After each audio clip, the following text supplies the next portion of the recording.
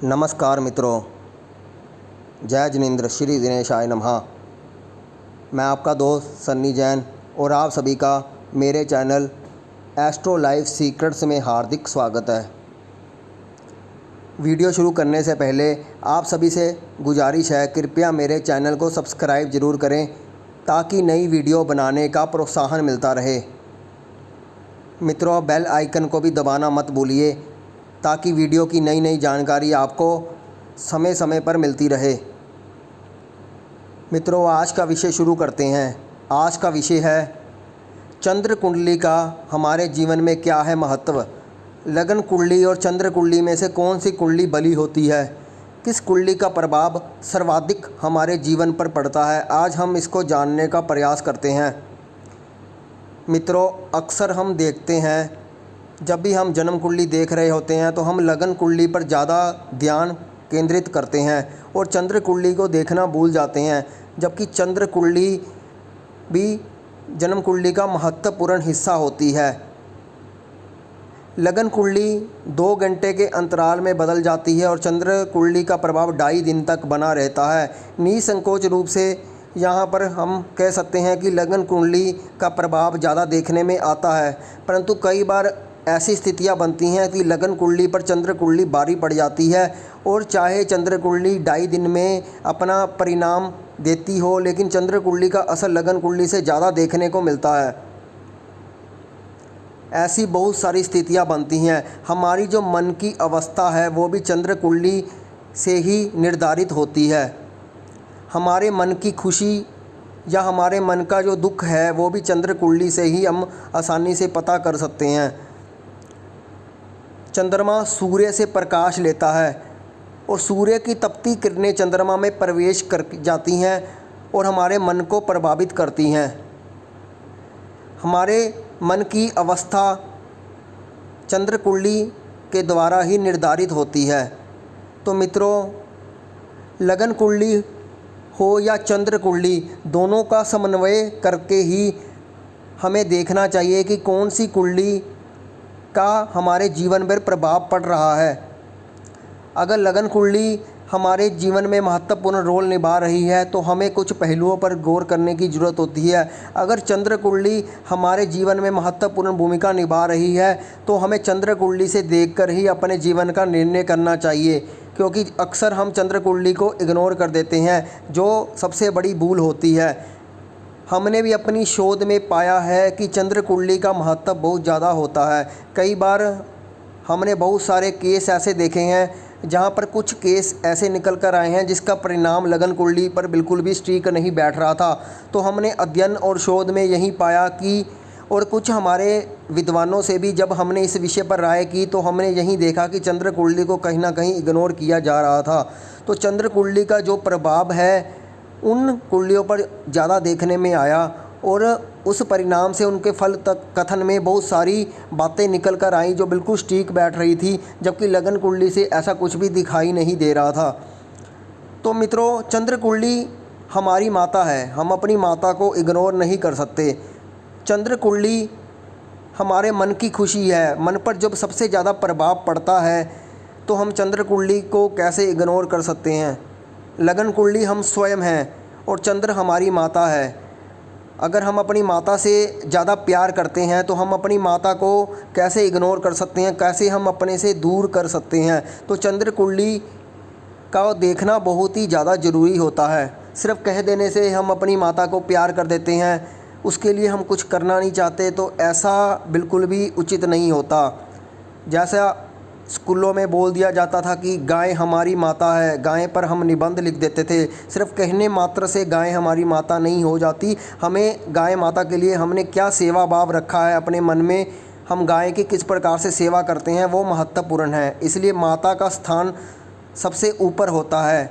लगन कुंडली हम स्वयं हैं, हमारे से ऊपर ज़्यादा जो महत्व है जो चंद्र कुंडली का होता है। तो मित्रों, आज हम चंद्र कुंडली को 2 उदाहरण कुंडलियों के माध्यम से भी समझने की कोशिश करेंगे कि कैसे चंद्र कुंडली लगन कुंडली पर भारी पड़ रही है।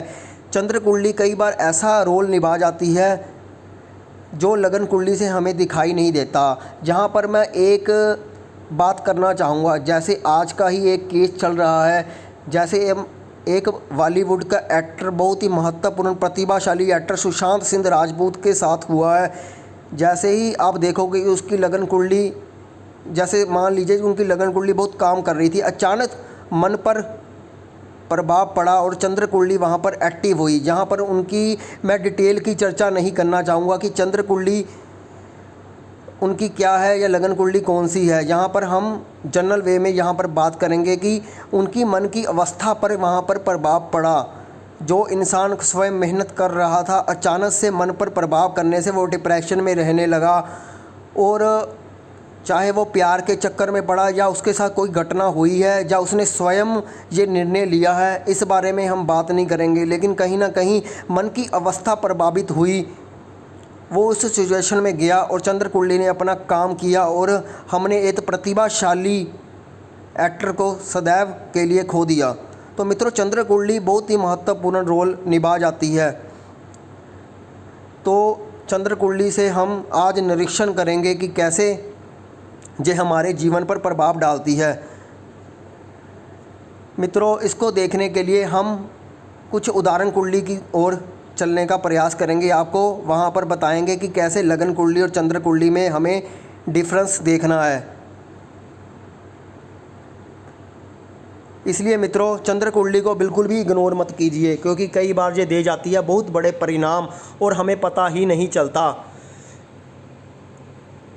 तो मित्रों, आइए हम एक उदाहरण कुंडली की ओर चलते हैं। यहाँ पर हम आपको बताएंगे कि कैसे चंद्र कुंडली लगन कुंडली पर भारी होती है। मित्रों, सबसे पहले अगर हम बिना कुंडली के भी अगर हम कुछ बातों की ओर विशेष रूप से ध्यान दें तो हम आसानी से जान जाएंगे कि चंद्र कुंडली का प्रभाव हमारे जीवन में सबसे ज़्यादा देखने को मिल रहा है।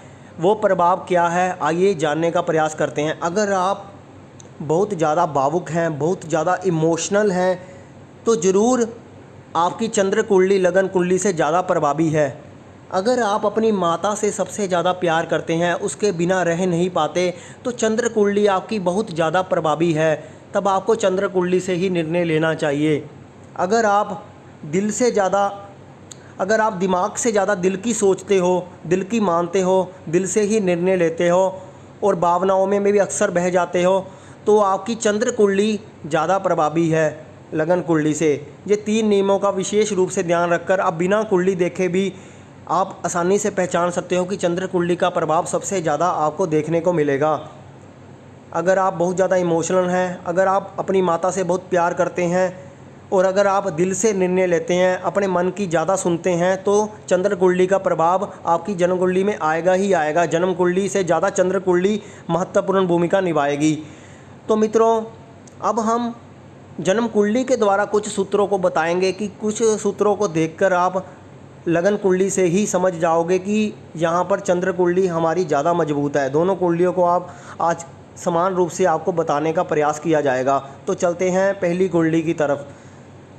तो मित्रों, ये है कर्क लगन की कुंडली, जिसका स्वामी चंद्रमा ही बनता है। चंद्रमा लग्नेश है, क्योंकि ये लगन कुंडली है। तो आप देखोगे कि लगन कुंडली में लग्नेश 8वें घर में चला जाता है। लग्नेश अष्टम भाव में कुंभ राशि में विराजमान है। तो आप देखोगे कि जो लगन है वो कमज़ोर हो गया। लगन का 6ठे घर में जाना यहाँ पर लगन की कमज़ोरी को दिखाता है।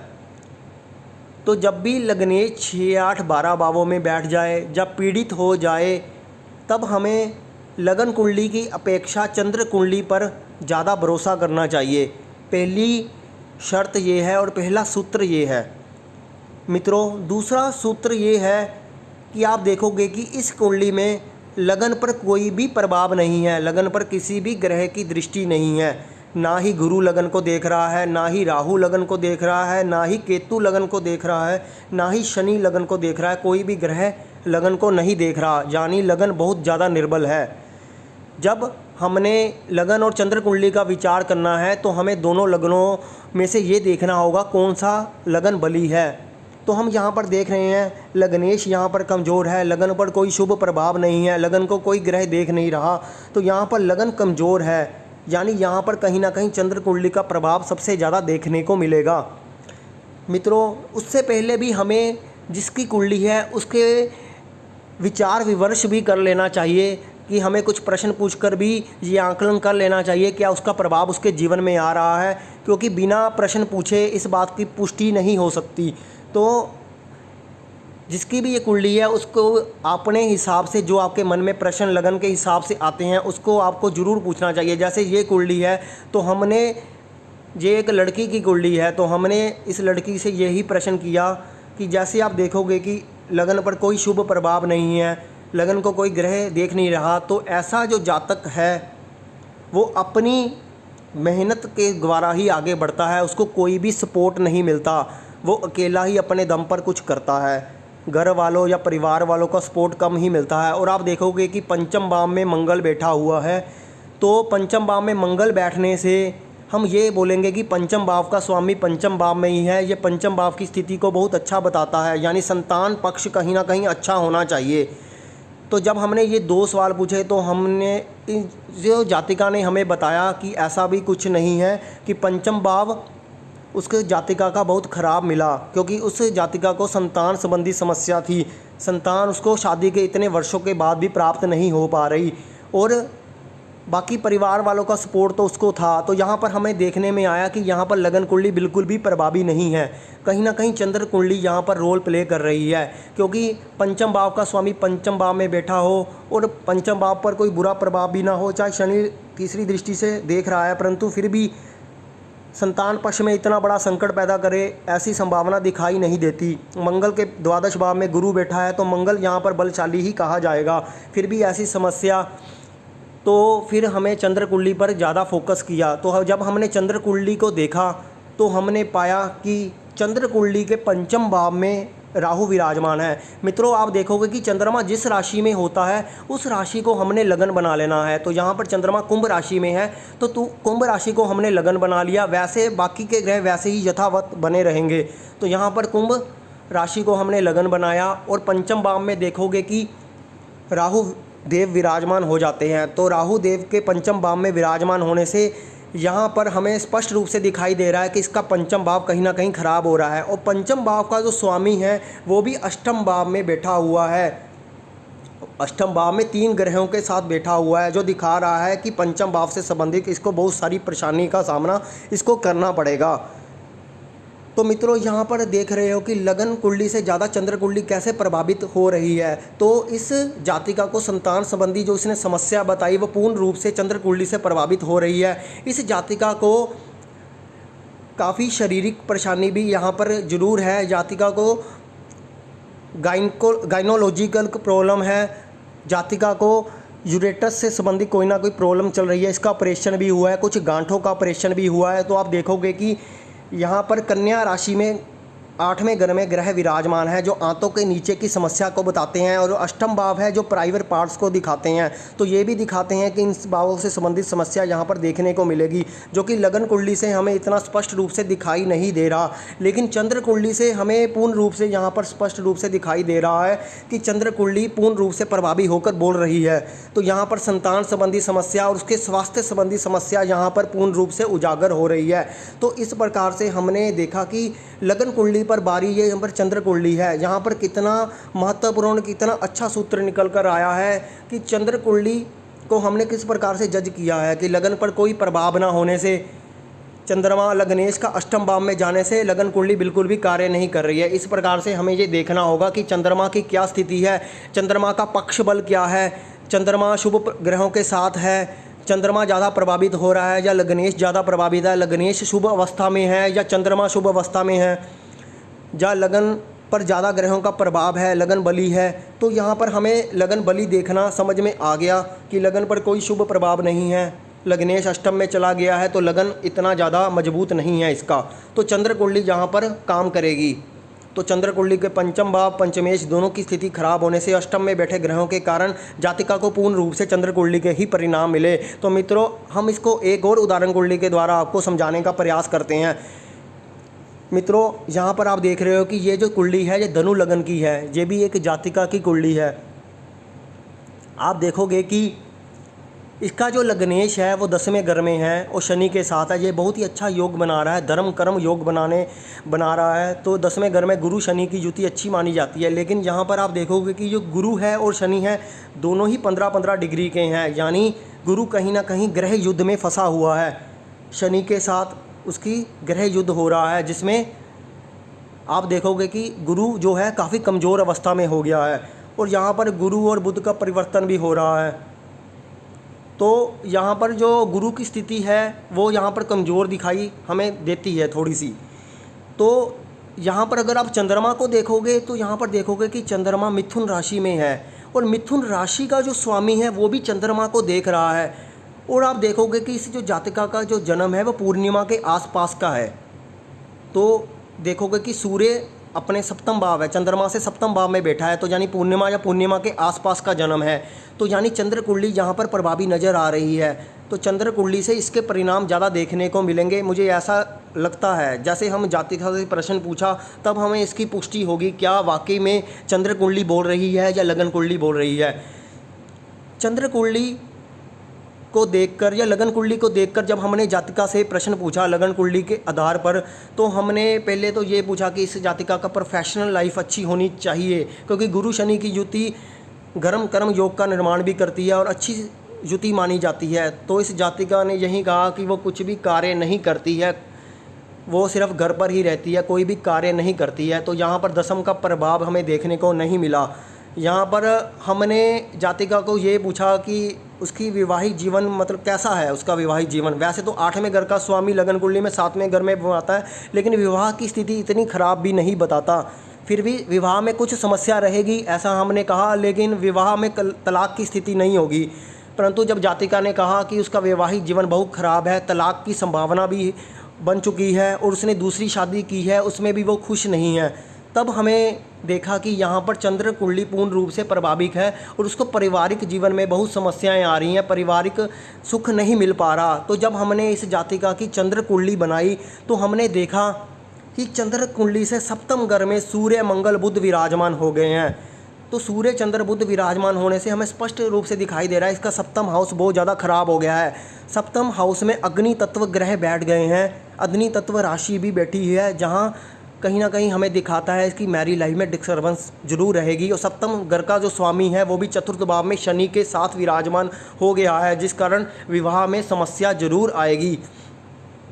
तो मित्रों, और देखिए कि चतुर्थ भाव में गुरु और शनि का जो ग्रह युद्ध हो गया है वो पारिवारिक जीवन में भी उथल पुथल की संभावना को दिखाता है। तो यहाँ पर भी हमें स्पष्ट रूप से दिख रहा है कि चंद्र कुंडली यहाँ पर अपना कार्य कर रही है। और इस जातिका की संतान पक्ष को भी देखें तो 5वें घर का स्वामी जो है वो 6ठे घर में चला गया। जो 5वें घर का स्वामी शुक्र है वो 6ठे घर में चला जाता है, तो वो भी राहु के द्वारा पीड़ित हो जाता है। तो यहाँ पर संतान संबंधी समस्या भी दिखाई दे रही है। तो हमने चंद्र कुंडली से जब ये सवाल पूछा कि संतान संबंधी समस्या भी आपको रहेगी, क्या आपको संतान है, तो उन्होंने कहा कि वो संतान प्राप्त करने के योग्य नहीं है, जब उनको संतान प्राप्त नहीं हो पा रही। अभी मेडिकल ट्रीटमेंट चल रहा है, काफ़ी साल हो गए हैं, पहली शादी से भी संतान नहीं हो पाई, दूसरी से भी नहीं। क्योंकि जब हमने लगन कुंडली से देखा तो संतान का यहाँ पर इतना बुरी स्थिति भी दिखाई नहीं दे रही है। पंचमेश लगन में सूर्य अपने मित्र के साथ बैठा हुआ है, तो इतनी ज़्यादा समस्या नहीं दिखाता, परिवर्तन से भी गुरु का प्रभाव मिलता है। तो यहाँ पर लगन कुंडली से इनकी मैरी लाइफ और संतान का स्पष्ट रूप से आंकलन नहीं होता है, क्योंकि चंद्र कुंडली बली है, उसका राशि स्वामी भी उसको देख रहा है, तो चंद्र बहुत ज़्यादा बली हो गया है। जब चंद्रमा जिस राशि में बैठे उसका राशि का स्वामी भी उसको देख ले तो चंद्रमा यहाँ पर हम कहेंगे कि पूर्ण रूप से बली है और पूर्णिमा के आसपास का जन्म है। तो यहाँ पर संतान संबंधी समस्या, वैवाहिक जीवन की समस्या दोनों पूर्ण रूप से निकलकर बाहर आ रही है। और चतुर्थ भाव में जो ग्रह स्थिति बनी हुई है उसके आधार पर स्पष्ट रूप से कहा जाता है कि इसका पारिवारिक जीवन बहुत ज़्यादा खराब रहने की संभावना है। पारिवारिक जीवन में बिल्कुल भी शांति नहीं है, पारिवारिक जीवन बिल्कुल इसका खराब हो गया है। और सप्तम विवाहिक सुख भी इस जातिका का कमज़ोर ही रहेगा, संतान पक्ष में भी कुछ अच्छा दिखाई नहीं दे रहा। तो कैसे एक लगन कुंडली जो बहुत अच्छी दिखाई दे रही है, प्रोफेशनल लाइफ भी अच्छी दिखाई दे रही है, मैरिज लाइफ भी कुछ हद तक अच्छी दिखाई दे रही है, परंतु चंद्र कुंडली से बिल्कुल ही उल्टा हो गया। यानी चंद्र कुंडली ने किस प्रकार से काम किया। आप देख रहे हो कि लगन कुंडली और चंद्र कुंडली से कैसे हमने निर्धारित किया है। चंद्र कुंडली को देखने के बस यही सामान्य सूत्र है कि चंद्र कुंडली को आप यहीं ऐसे ही जजमेंट कीजिए कि चंद्रमा पर कौन सा प्रभाव पड़ रहा है, चंद्रमा की स्थिति क्या है, चंद्रमा को कौन से ग्रह देख रहे हैं, चंद्रमा कितना बली है, पक्ष बली है, अमावस का जन्म है, शुक्ल पक्ष का जन्म है, चंद्रमा पर क्या प्रभाव है और लगन का क्या प्रभाव है। अगर लगन कमज़ोर हो गया है तब हमें चंद्रमा पर फोकस करना चाहिए। बाकी किसी इंसान के अंदर की क्वालिटी से भी आप बिना कुंडली देखे ही पहचान जाओगे। जैसे इंसान बहुत ज़्यादा इमोशनल है, भावुक है, अपने रिश्तों को ज़्यादा महत्व देता है, अपनी माता को ज़्यादा प्यार करता है, अपनी दिल की ज़्यादा सुनता है, दिल की भावनाओं पे आकर वो गलत निर्णय भी ले लेता है, तो चंद्र कुंडली कहीं ना कहीं प्रभावित हो रही है, तब उसका लगन कुंडली इतना ज़्यादा प्रभावी नहीं है। तो इन दो घटनाओं से ही हम आंकलन कर लेंगे कि चंद्र कुंडली प्रभावित है या लगन कुंडली प्रभावित है। तो मित्रों, ये दो उदाहरण से मैंने बिल्कुल क्लियर कट रूप से आपको बताने की कोशिश की है कि चंद्रमा अपना रोल कैसे निभाता है, चंद्रमा हमारे जीवन में कितना महत्वपूर्ण स्थान रखता है। जब भी आप जन्म कुंडली का आंकलन करें तो कभी भी चंद्र कुंडली को इग्नोर मत करें, और उस स्थिति में तो बिल्कुल भी ना करें जब लगन आपको पीड़ित अवस्था में मिले, लगन या लगनेश की स्थिति आपको अच्छी दिखाई ना दे, तो चंद्र कुंडली को बिल्कुल भी इग्नोर मत कीजिएगा। जब आप दोनों का फल कथन करेंगे तो आपको चंद्र कुंडली से ठीक परिणाम मिलेंगे। वैसे भी जब जन्म कुंडली का आंकलन करना चाहिए तो लगन और चंद्र दोनों को मिलाकर ही किसी नतीजे पर पहुँचना चाहिए। तो मित्रों, इस प्रकार से मैंने यहाँ आज आपको समझाने की कोशिश की है। उम्मीद करता हूँ कि आपने इस वीडियो के माध्यम से अच्छे तरीके से समझने की कोशिश की होगी। इसको मैंने विस्तृत रूप से समझाने की कोशिश की है। अगर आपको कोई समस्या है या आपको कोई ऐसा लगता है कि इस विषय को मैं अच्छे तरीके से नहीं समझा पाया, तो आप कमेंट करके अपना प्रश्न जरूर रख सकते हैं, उसको मैं आपको क्लियर करने का ज़रूर प्रयास करूंगा। तो मित्रों, उम्मीद करता हूं कि इस वीडियो के माध्यम से आपने अच्छे तरीके से ये समझने की कोशिश की होगी। अगर आपने इस वीडियो के माध्यम से आपको ऐसा लगा है कि हमें अच्छे तरीके से यहाँ समझ आ गया, हमें अच्छी नॉलेज मिली है, तो कृपया इस वीडियो को शेयर ज़रूर कीजिएगा और मेरे चैनल को सब्सक्राइब ज़रूर कीजिएगा और औरों को भी शेयर कीजिएगा, क्योंकि ये बहुत ही महत्वपूर्ण विषय है। मैं चाहता हूँ कि इस विषय को भली भांति रूप से आप सभी अच्छे प्रकार से समझ जाएँ, ताकि हम जब फल कथन करें तो हम आसानी से कह पाएँ कि चंद्र कुंडली का प्रभाव सबसे ज़्यादा हमें मिल रहा है या लगन कुंडली का प्रभाव हमें मिल रहा है। तो दोनों कुंडलियों को देखने के बाद हमारे मन में कोई प्रकार की शंका ना रहे, तो इस कुंडली में मैंने यही समझाने की आपको कोशिश की है। इस वीडियो में मैंने पूर्ण रूप से आपको बताने की कोशिश की है। तो उम्मीद करता हूं कि आपको आज का वीडियो पसंद आया होगा। वीडियो में मेरे साथ बने रहने के लिए आप सभी का बहुत बहुत शुक्रिया। कृपया चैनल को सब्सक्राइब जरूर कीजिएगा। धन्यवाद मित्रों।